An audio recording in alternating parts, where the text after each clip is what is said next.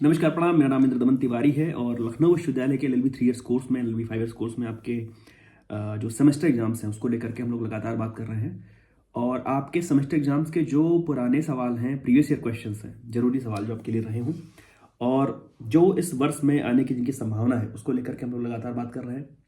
तो अपने इस वीडियो में हम बात करेंगे LLB 3 ईयर्स कोर्स में जो पहले सेमेस्टर का दूसरा पेपर है। पहले पेपर की बात हम लोगों ने कर ली है। अगर आप वीडियो पहली बार देख रहे हैं तो थोड़ा पहले देखिएगा, थंबनेल नहीं होगा लेकिन उस पर लिखा होगा जूरिस्प्रूडेंस का पेपर है वो, मतलब पुराने सवाल है।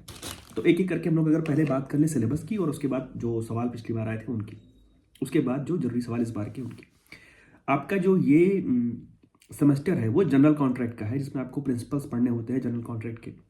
यूनिट 1 जब शुरू होता है तो फॉर्मेशन ऑफ कॉन्ट्रैक्ट से है कि वहाँ पे छोटी छोटी डेफिनेशन भी आपसे पूछी जाती है। ऑफर का मतलब क्या होता है, एक्सेप्टेंस का मतलब क्या होता है, रिवोकेशन का मतलब क्या होता है, और जो डेफिनेशन है कॉन्ट्रैक्ट की डेफिनेशन है, एग्रीमेंट की डेफिनेशन है, मीनिंग क्या, कॉन्ट्रैक्ट का नेचर क्या होता है, अगर कोई माइनर कॉन्ट्रैक्ट है, माइनर्स कॉन्ट्रैक्ट है, एग्रीमेंट है तो उसका नेचर क्या होता है, और जो एक्सेप्टेंस है, एक्सेप्टेंस की कम्युनिकेशन, प्रपोजल की कम्युनिकेशन और दोनों का रिवोकेशन। ऑफर है, ऑफर के प्रकार है, स्पेसिफिक ऑफर का मतलब क्या होता है, जनरल ऑफर का मतलब क्या होता है, काउंटर ऑफर का मतलब क्या होता है, इस प्रकार से चीज़ें पूछी जाती है। दूसरी जो यूनिट है वो कंसिडरेशन पर बेस्ड है और कैपेसिटी पर बेस्ड है। कंसिडरेशन जब आप पढ़ते हैं तो 2D में थोड़ा सा मतलब है तो 4-5 लाइन की डेफिनेशन, लेकिन वो बोले तो संक्षिप्त में है। कंसिडरेशन से कई सारे सवाल बनते हैं कि क्या कंसिडरेशन के बिना कोई कॉन्ट्रैक्ट जीरो है, वाइड है, क्या कोई ऐसी स्थिति है, परिस्थिति है जिसमें विदाउट कंसिडरेशन भी कॉन्ट्रैक्ट हो सकता है। कंसिडरेशन पर एक सवाल और भी बनता है प्रिविटी टू कॉन्ट्रैक्ट और प्रिविटी टू कंसिडरेशन को लेकर के। कॉन्ट्रैक्ट की प्राइवेसी होती है या कंसिडरेशन की प्राइवेसी होती है, इस प्रकार से। कैपेसिटी क्या है to enter into a contract, क्षमता क्या होनी चाहिए, वयस्क जो है या बोले तो साउंड माइंड है, उसकी परिभाषा क्या है अलग अलग केस लॉज के अनुसार। और जो माइनर वाली बात हमने करी, माइनर एग्रीमेंट, वो आपकी सेकेंड यूनिट में है। तीसरी यूनिट में बात करें तो कॉन्ट्रैक्ट की वैलिडिटी को लेकर के, कॉन्ट्रैक्ट के परफॉर्मेंस को लेकर के और कॉन्ट्रैक्ट के डिस्चार्ज को लेकर के। फ्री कंसेंट का मतलब क्या होता है, कोर्सन का मतलब क्या होता है, अनड्यू इन्फ्लुएंस का मतलब क्या होता है, मिस रिप्रेजेंटेशन का मतलब क्या होता है, फ्रॉड का मतलब क्या होता है, कब कहा जाएगा कि वो कंसेंट फ्री कंसेंट रही है और कब कहा जाएगा कि वो फ्री कंसेंट नहीं है, कब कहा जाएगा कि वो कॉन्ट्रैक्ट फ्री कंसेंट ना होने के कारण वाइड एग्रीमेंट हो गया या वाइड कॉन्ट्रैक्ट हो गया, क्या वाइड कॉन्ट्रैक्ट हो सकता है कि नहीं, इस प्रकार के सवाल आते हैं। आगे बढ़े तो अनलॉफुल और अनलॉफुल या अनसर्टेन एग्रीमेंट का कॉन्ट्रैक्ट का मतलब क्या होता है, जहां पर आपको वेजरिंग कॉन्ट्रैक्ट पढ़ना होता है, डॉक्ट्रिन ऑफ इम्पॉसिबिलिटी पढ़ना होता है, डॉक्ट्रिन ऑफ फ्रस्ट्रेशन पढ़ना होता है और केस लॉज है कुछ वहां पर। और उसके बाद ब्रीच है, एंटीसिपेटरी ब्रीच है। एंटीसिपेटरी और प्रेजेंट ब्रीच का मतलब क्या है, एक तो जो है जिसका अनुमान पहले से लगाया जा सके और एक जो हो चुका है उसका। और जो चौथी यूनिट है उसमें कुछ रेमेडीज आपको मिलती हैं, रेमेडीज हैं। और क्वासी कॉन्ट्रैक्ट के बारे में, इसको हम लोग कल्प संविदा कहते हैं, जिसको हम लोग प्रिंसिपल ऑफ अनजस्ट इनरिचमेंट के तौर पर पढ़ते हैं। मोजेस वर्सेस मैकफर्लन का केस है। तो 1 से लेकर के 72-75 तक की जो धारा है आपको इस बार पढ़नी है, उसका सिलेबस आपके पास यह है। सवालों की अगर बात कर लें, हम आप सभी लोग पूछते हैं कि पिछली बार सवाल कौन से पूछे गए थे। जो पहला सवाल है वो ये है कि जो विधिमान्य प्रस्ताव है, जो एक वैलिड ऑफर है, उसका मतलब क्या होता है, उसके एसेंशियल एलिमेंट क्या क्या है, एक जनरल ऑफर में और ऑफर में क्या अंतर है। दूसरा सवाल था कि सुसंगत विधियों एवं संवैधानिक प्रावधानों का उल्लेख करते हुए प्रतिग्रहण की संसूचना, जो यहां पर प्रतिग्रहण की संसूचना से जब हम लोग बात कर रहे हैं तो आप कम्युनिकेशन ऑफ प्रपोजल भी समझ लीजिए, मतलब पढ़ के आइएगा इस बार। कम्युनिकेशन ऑफ प्रपोजल और कम्युनिकेशन ऑफ एक्सेप्टेंस, और साथ ही साथ दोनों का रिवोकेशन, कि अगर आपने एक्सेप्टेंस दे दी है और रास्ते में है, आपकी जो एक्सेप्टेंस है वो डाक के माध्यम से या तार के माध्यम से, टेलीग्राम के माध्यम से, मतलब अब तो खैर उस प्रकार की स्थिति नहीं है डाक वाक से भेजने वाली, लेकिन जो सवाल अक्सर पूछे जाते हैं वो इलस्ट्रेशन बेस्ड पूछे जाते हैं। और पूछा जाता है कि ए ने बी को प्रस्ताव दिया था, बी ने तार के माध्यम से, डाक के माध्यम से ए को अपनी संसूचना दी है। अभी वो तार जो है वो जो रास्ते में है, लेकिन बी उसको रिवोक करना चाहता है, तो कैसे कर पाएगा, या टेलीफोन से करना है तो कैसे कर पाएगा। अच्छा, टेलीफोन पर हमने मना कर दिया, लेकिन आप तक वो नहीं पहुंची है, तो किस स्थिति में वो ऑफरर के लिए माना जाएगा कि रिवोकेशन उस तक पहुंच गया, किस स्थिति में समझा जाएगा ऑफरी के लिए कि रिवोकेशन उस तक उसको कम्युनिकेट हो गया है। इस जो आप धाराएं पढ़िए उसमें प्रयास जरूर करिए कि उसके जो इलस्ट्रेशंस हैं, उसके जो दृष्टांत हैं नीचे जो लिखे होते हैं ABC करके, वो जरूर पढ़िए। कई बार क्या होता है कि उसी इलस्ट्रेशन को सवाल के तौर पर सीधे पूछ लिया जाता है।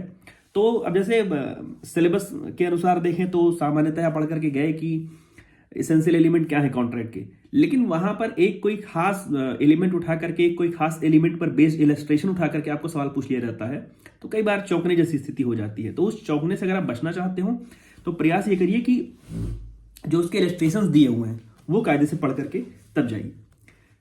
आगे बढ़े तो जो पिछली बार का सवाल था संविदा की सक्षमता को लेकर के कि capacity to enter into contract क्या होता है, कब कोई कॉन्ट्रैक्ट कर सकता है, एग्रीमेंट कर सकता है, वे कौन से ऐसे व्यक्ति हैं जिन्हें विधि द्वारा संविदा करने के लिए अक्षम घोषित किया गया है।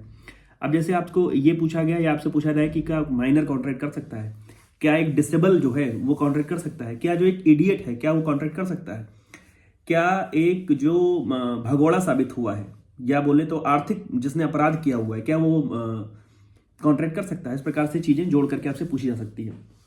चौथा सवाल था प्रतिफल को परिभाषित कीजिए, कंसिडरेशन को डिफाइन कीजिए। प्रतिफल को विधि विरुद्ध कब कहा जाता है, कब कहा जाएगा कि कोई कंसिडरेशन है वो अगेंस्ट लॉ है, व्याख्या कीजिए। उसके बाद सवाल संविदा से अपरिचित व्यक्ति का था, तो वहां पर आपको प्रिविटी टू कंसिडरेशन पढ़ना है।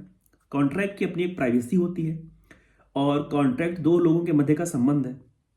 तो अगर हमारे और मतलब ए और बी के बीच में कॉन्ट्रैक्ट हो रहा है, सी उसको सुन रहा था या सी हाँ में हाँ मिला रहा था, सी भी उसमें थोड़ी बहुत राय दे रहा था, तो क्या सी भी उसका पार्टी हो गया, या सी भी कल को दावा कर सकता है कि मैंने भी राय दी थी, मैंने भी सर हिलाया था, मैंने भी कुछ इशारे किए थे, इस वजह से आज तुम लोग सफल हुए हो। तो जो तुम कॉन्ट्रैक्ट कर रहे हो, जो इससे निकल के चीजें आ रही हैं, जो उसका लाभ मिल रहा है, बेनिफिट है, उस बेनिफिट का हिस्सा मैं भी हूं। तो इस प्रकार का जब आप प्रिविटी टू कॉन्ट्रैक्ट पढ़कर पिछली बार आया था तो आप प्रिविटी टू कंसिडरेशन भी देख करके जाइएगा। अगला सवाल था कि संविदा निर्माण के लिए गलत लिखा हुआ है, स्वतंत्र आवश्यक होती है, मीन स्वतंत्र सम्मति आवश्यक होती है। कि अगर आप कॉन्ट्रैक्ट कर रहे हैं तो कॉन्ट्रैक्ट करने में आप एक पार्टी दूसरी पार्टी को अनड्यू इन्फ्लुएंस में रख करके साइन नहीं करा सकती है। जैसे आप कहीं पर काम करते हैं और आपका जो बॉस है, जो आपका अधिकारी है, उसके वो चाहे तो आपके ऊपर अनड्यू इन्फ्लुएंस यूज कर सकता है, या आपके सर पे बंदूक रख करके अगर कहा जाए कि इसमें साइन करो, तो क्या वो कंसेंट वैलिड कंसेंट है, क्या वो कंसेंट फ्री कंसेंट है। तो फ्री कंसेंट की क्या भूमिका है, फ्री कंसेंट कितनी आवश्यकता है, और फ्री कंसेंट के अंतर्गत क्या क्या चीजें आती हैं, उन सबको आप देख लीजिएगा। फ्रॉड में और मिस रिप्रेजेंटेशन में बहुत थिन लाइन है बीच में, अगर डिफरेंस की बात करें तो फ्रॉड और मिस रिप्रेजेंटेशन का जो अंतर है उस पर बेस्ड सवाल भी कभी कभी पूछे गए हैं, वो देख लीजिएगा। वहां पर एक डेयरी वर्सेस पीक का केस है, डेयरी वर्सेस पीक का केस है, और वो कई बार जैसे पार्टनरशिप, अच्छा आपके में नहीं है, कॉक्स वर्सेस हिकमैन, वहां पर आप पढ़ेंगे, बड़ा चर्चित केस है। वैसे ही यहाँ पर केस है, जैसे आप शुरुआत में पढ़ते हैं धर्मदास घोष मोरी बीबी वाला केस पढ़ते हैं, सेठ गिरधारी लाल वाला केस पढ़ते हैं, और कुछ ऐसे केसेज है कॉन्ट्रैक्ट में, कुछ ही केसेज हैं जो बहुत चर्चित हैं और उस पर चीजें आज तक बेस्ड होती आई है। डेयरी वर्सेस पीक वैसा ही केस। संविदा पालन के असंभवता के सिद्धांत की बात आई थी, मीन्स जो इम्पॉसिबिलिटी का डॉक्ट्राइन है उसको लेकर के सवाल आया था कॉसी कॉन्ट्रैक्ट को लेकर के। सवाल क्या था कि एक कल्प संविदा नहीं है, means quasi contract is not a contract, यह विधि द्वारा सृजित एक दायित्व है, निर्णीत वादों की सहायता से विवेचना कीजिए। तो कॉसी कॉन्ट्रैक्ट आप लोगों ने पढ़ा होगा 68 से 72 कि उसमें कुछ ऐसे संबंध हैं जिसमें वास्तव में ऑफर या वास्तव में एक्सेप्टेंस नहीं हो रही होती है, लेकिन उसको जैसा इसमें लिखा हुआ है कि यह विधि द्वारा सृजित एक दायित्व है, उसको एक रेस्पॉन्सिबिलिटी के तरीके से मान लिया जाता है कि हाँ अब संविदा हो गई है। अगर आपने किसी को कुछ नेसेसिटी सप्लाई कर दी उसके बुरे दिन में, या बोले वो ऐसा व्यक्ति है जो आपसे कॉन्टैक्ट नहीं कर सकता है, या आपसे वो कह नहीं सकता, बोल नहीं सकता, बीमार है, विकलांग है, अपाहिज है, दिव्यांग है, तो आप क्या उससे ठीक होने पर उससे पैसा मांग सकते हैं कि भैया लाओ मैं कैश में एटीएम से निकाल करके पैसा दो, या आप उसकी प्रॉपर्टी से उस चीज को बोले तो ले सकते हैं, निकाल सकते हैं। कैसे करेंगे, क्या कोर्ट उसको सुनेगा, क्या उसका दावा आप कोर्ट में कर सकते हैं। फाइंडर ऑफ गुड्स की स्थिति है, आप रास्ते में जा रहे हो, वहां पर एक पर्स पड़ा हुआ मिला आपको, वॉलेट मिला, आपने उठा लिया। उठाने के बाद आप किस स्थिति में हो, उठाने के बाद आप क्या बेली हो जा रहे हो या बेलर हो जा रहे हो, क्या हो जा रहे हो, कई बार सवाल आपसे पूछा गया है। खैर बेली वाली जो बात है, ये आप जब स्पेसिफिक कॉन्ट्रैक्ट अगले सेमेस्टर में पढ़ोगे तो बेलमेंट वहां पर दिया हुआ है, वहां पर आपको मिलेगा। एक बड़ा मशहूर सिद्धांत है क्वांटम मैरियट का। क्वांटम मैरियट का मतलब क्या है, किस जगह पर अप्लाई होगा, क्या यह ब्रीच ऑफ कॉन्ट्रैक्ट में अप्लाई होता है, क्या एंटीसिपेटरी ब्रीच ऑफ कॉन्ट्रैक्ट में अप्लाई होता है, या जो क्वांटम मैरियट का सिद्धांत है वो किस आधार पर क्षति को, ऐसे बताएंगे तो आप समझ ही जाएंगे। आप क्वांटम मैरियट ढूंढिएगा और पढ़िएगा, और जब आप क्वांटम मेरिट पढ़ रहे हैं तो उसी के आसपास एक और बड़ा मशहूर सवाल है, मैं बोलूंगा कि इस बार के लिए जरूरी है, हेडली वर्सेस बैक्सटेंडल का केस, वो जरूर पढ़िएगा। आखिरी सवाल था, उन सिद्धांतों की विवेचना कीजिए जिनके अनुसार संविदा भंग की स्थिति में प्रतिकर निर्धारित किया जाता है। वो कौन से सारे प्रिंसिपल हैं जिसमें जब कहा गया कि ब्रीच ऑफ कॉन्ट्रैक्ट हो गया है, तो ब्रीच ऑफ कॉन्ट्रैक्ट होने के बाद जो कॉम्पनसेशन है, प्रतिकर जो कॉम्पनसेशन है उसको डिसाइड करने वाले जो फैक्टर्स हैं वो क्या क्या है। ये सारे सवाल आपके लिए पिछली बार आए थे। अब हम लोग बात करें अगर कि जो आपके लिए जरूरी सवाल है, तो मैं सबसे पहला सवाल आपसे बोलूंगा कि आप communication of offer, communication of acceptance और दोनों की रिवोकेशन, उसको कायदे से पढ़ करके जाइएगा। दूसरा सवाल अगर कहें जो जरूरी सवाल है, तो सक्षमता जरूर देखिए, दोनों की पार्टीज की कैपेसिटी देखिए, और कैपेसिटी जब आप पढ़ रहे हो तो नेचर ऑफ माइनस एग्रीमेंट जरूर देखिएगा। नेचर ऑफ माइनस एग्रीमेंट में जो केस लॉज है जिस पर डिसाइड हुआ है वो देखिएगा, उसके इलस्ट्रेशन जरूर पढ़िएगा, बहुत जरूरी है आपके लिए। सहमति वाला सवाल आपके लिए जरूरी है, हर बार वो किसी न किसी तरीके से पूछा गया है, तो स्वतंत्र सहमति का मतलब क्या होता है उसको जरूर देखिएगा। जैसे प्रस्ताव वाली जब लोग बात कर रहे हैं, सवाल एक ऐसा आया था कि सामान्य प्रस्ताव से आप क्या समझते हैं, जनरल ऑफर का मतलब क्या होता है, प्रस्ताव एवं प्रस्ताव के आमंत्रण में क्या अंतर है, मीन्स ऑफर में और इन्विटेशन टू ऑफर में क्या अंतर है। अब जैसे आपसे पूछा जाए कि आप रेस्टोरेंट में गए, आपको मेनू मिला, वो क्या है, वो ऑफर है, वो इन्विटेशन टू ऑफर है। आप एक शोरूम के बाहर हो, शोरूम में लिखा हुआ है बाई 4 गेट 5, वो ऑफर है वो इन्विटेशन टू ऑफर है। एक अखबार में छपा कि फला काम के लिए हमको व्यक्ति चाहिए, तो वो जनरल ऑफर है, वो स्पेसिफिक ऑफर है। हमने एक व्यक्ति के कान में कहा, या हमने एक व्यक्ति से पर्सनली फोन करके कहा कि मुझे आपको ये चीज बेचनी है, या क्या आप ये सामान खरीदना चाहते हो, इच्छुक हो, ये किस प्रकार का ऑफर है। तो जो उसके इलस्ट्रेशंस है वो जरूर पढ़िएगा। ऑफर और invitation to offer, general offer, specific offer, इस सबका जो अंतर है वो जरूर पढ़ लीजिएगा। कंसिडरेशन की जब लोग बात करते हैं तो कंसिडरेशन आपके लिए जरूरी है। कंसिडरेशन में प्रिविटी टू कंसिडरेशन जरूर पढ़िएगा। कंसिडरेशन का जो एक्सेप्शन दिया हुआ है सेक्शन 25D में वो जरूर पढ़ लीजिएगा, उसके क्या क्या आधार हैं, किन किन आधारों पर कहा जा सकता है कि कंसिडरेशन के बिना भी कॉन्ट्रैक्ट जो है वो एग्जिस्ट करेगा। वहां पर वो विदाउट कंसिडरेशन का कॉन्ट्रैक्ट इज जीरो वाली बात नहीं होगी। एक सवाल आप इस प्रकार का जरूर पढ़ के जाइएगा कि जो essential element of a contract valid contract है। जैसे ये सवाल किस प्रकार से आ सकता है,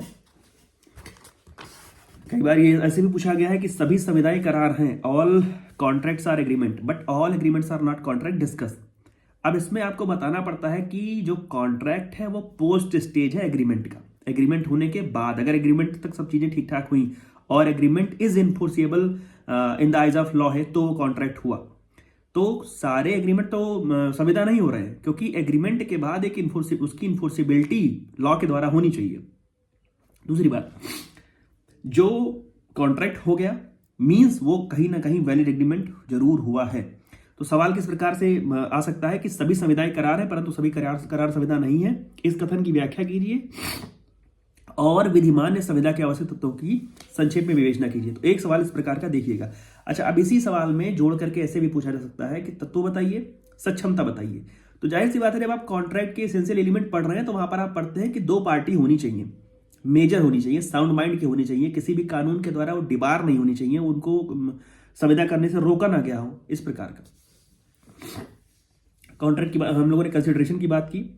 अब आगे बढ़ते हैं तो जो डॉक्ट्रिन ऑफ इम्पॉसिबिलिटी है, असंभवता का मतलब क्या होता है, किस स्थिति में कहा जाएगा कि कोई कॉन्ट्रैक्ट वॉइड कॉन्ट्रैक्ट हो रहा है इम्पॉसिबिलिटी के आधार पर। वहां पर एक केस है राजा के राज्याभिषेक का, या मैं भूल रहा हूं उसको, जिसमें वो राज्याभिषेक होना रहता है फिर बाद में नहीं होता है, वो आप इम्पॉसिबिलिटी वाला कॉन्ट्रैक्ट पढ़ लीजिएगा। उसमें एक इलस्ट्रेशन और है जिसमें वो एक गायिका के कार्यक्रम का है, शायद हो सकता है दोनों एक ही के फैक्ट में बता रहा हूं। स्वतंत्र सहमति जब मैंने कहा जब आप पढ़ रहे हैं तो वो आपके लिए जरूरी भी है।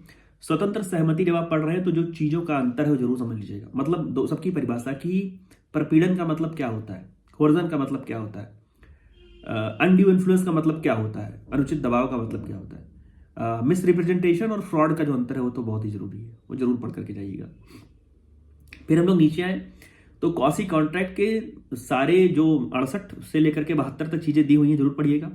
कभी कभी क्वासी कॉन्ट्रैक्ट में एक तो सामान्य पूछा गया कि मतलब बताइए क्या है, प्रिंसिपल ऑफ अनजस्ट इन्वेस्टमेंट का क्या मतलब होता है, किसी अन्य के धन पर किसी अन्य को धनी नहीं होने दिया जाएगा, इसका मतलब क्या होता है, क्या समझते हैं आप।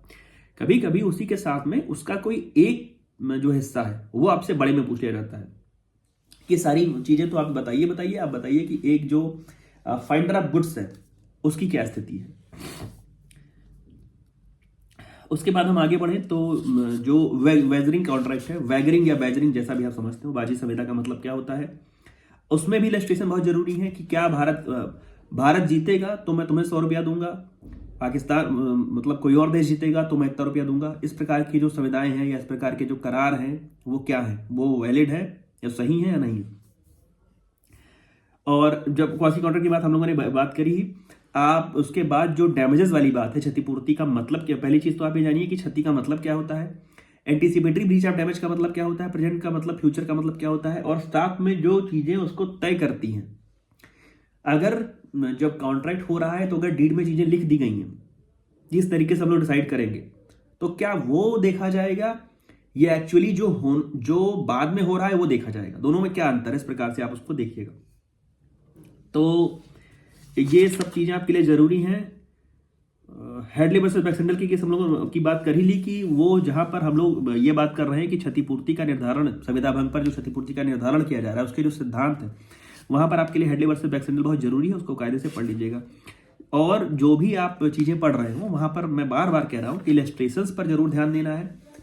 और चूंकि आपका पहला सेमेस्टर है और वो आप सभी वो पहले लोग होंगे जिन्हें अपने कॉपी में पहली बार केस लॉ लिखना है।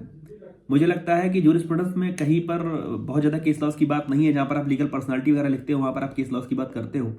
वास्तव में जो पहली बार आपको कोडिफाइड लॉ को पढ़ना है, और वास्तव में जो कोडिफाइड लॉ का जो पेपर पहला पेपर है जिसमें आपको केस लॉस लिखने होने चाहिए और आपको इलस्ट्रेशन लिखने चाहिए, वो पहला का पहला पेपर आपका ये है। तो ढेर सारी शुभकामनाएं मेरी ओर से हैं, और प्रयास ये करिए कि अभी जो आपके लिए समय बचा हुआ है उसमें धाराओं को उनके चैप्टर वाइज पढ़ना शुरू करिए।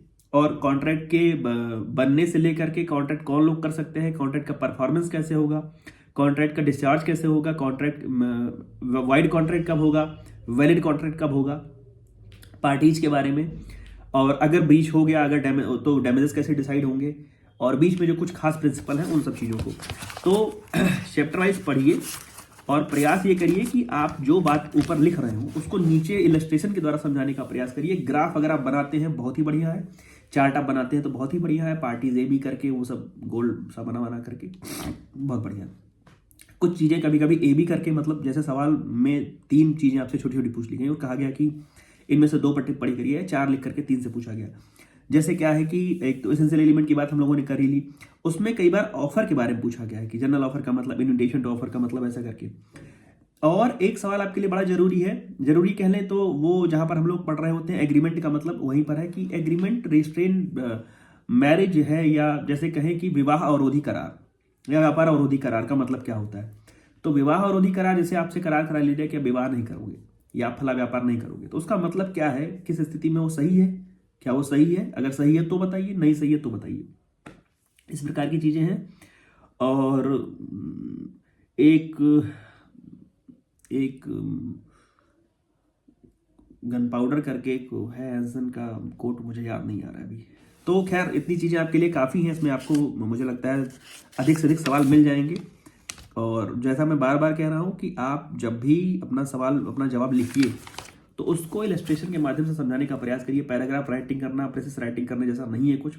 आप ऊपर जो 5-7 लाइन में बातें लिख रहे हैं, 8 लाइन में, उस पर नीचे के इलस्ट्रेशन लिखने का प्रयास करिए, या अपनी बात को किसी केस लॉ के द्वारा बल दीजिए कि फला केस में ये चीज कही गई थी। क्वांटम मेरिट आप लिख रहे हो, आप लिख रहे हो कि नेचर ऑफ कॉन्ट्रैक्ट लिख रहे हो, या आप लिख रहे हो कि कॉन्ट्रैक्ट का जो एसेंशियल एलिमेंट लिख रहे हो, तो वहां पर आपने लिखा कि कॉन्ट्रैक्ट के एसेंशियल एलिमेंट में क्या है कि दोनों का ऑब्लिगेशन होना चाहिए, पार्टीज का ऑब्लिगेशन होना चाहिए कि एंटर इनटू अ कॉन्ट्रैक्ट। तो वो किस केस में कहा गया था। अब अगर किसी पिताजी ने किसी बच्चे से कहा कि तुम अगर पास कर लोगे या टॉप कर जाओगे तो तुम्हें मैं एक साइकिल ला करके दूंगा, तो ये तो ऑफर हो गया, अगले ने एक्सेप्ट कर लिया, अगले ने टॉप कर दिया और वो फर्स्ट आ गया, तो क्या वो साइकिल मांग सकता है, क्या वो एक कॉन्ट्रैक्ट की तरह है। इस प्रकार से चीजें आपसे कभी कभी पूछी गई है। तो ढेर सारी शुभकामनाएं आप सभी को। पहला पेपर आपका कोडिफाइड लॉ का है, तो इसमें विजय तभी मिलेगी आपको जब आप ढेर सारे इलस्ट्रेशंस लिखेंगे और केस लॉ लिखने का प्रयास करेंगे। तो ढेर सारी शुभकामनाएं। आपका जो अगला पेपर है शायद फैमिली लॉ का होगा या जो भी होगा उसको लेकर के हम लोग जल्दी उपस्थित हो जाएंगे। तब तक जुड़े रहिए मेरे साथ। धन्यवाद। प्रणाम।